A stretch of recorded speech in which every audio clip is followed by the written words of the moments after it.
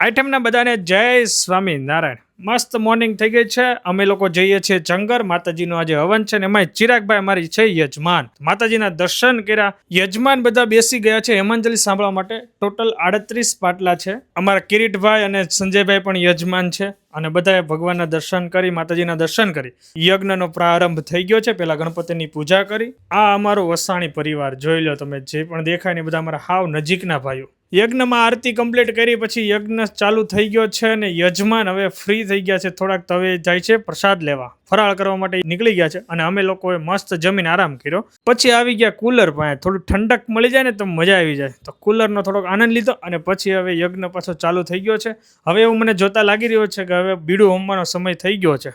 આ લાસ્ટ આહુતિ આપી દીધી છે માતાજીને, એટલે હવે આવ્યો છે બીડું હોમવાનો સમય. તો બધા ભાઈઓ ભેગા થઈ ગયા છે અને બીડું હોમીને પછી માતાજીની આરાધના કરી અને બસ હવે આરતી કમ્પ્લીટ કરીને આપણા મહાયજ્ઞને પછી અહીંયા પૂર્ણાહુતિ કરવાની છે. માતાજીના આશીર્વાદ લીધા અને હવે અમે જંગરથી માતાજીના મંદિરથી હવે જઈએ છીએ ઘર તરફ. અને બહુ મજા આવી. આવતા વર્ષે વધારે પબ્લિક આવે એવી હું આશા રાખું છું, કારણ કે 365 દિવસમાં એક દિવસ તો માતાજીને અર્પણ કરવો જ જોઈએ. ચિરાગને એ લોકો જાય છે ધોરાજી તરફ. એ લોકોને બસ ત્યાંથી છે તો એમને બાય કર્યું અને હું ને મમ્મી ઘરે. તો વિડીયો એન્ડ કરી દે.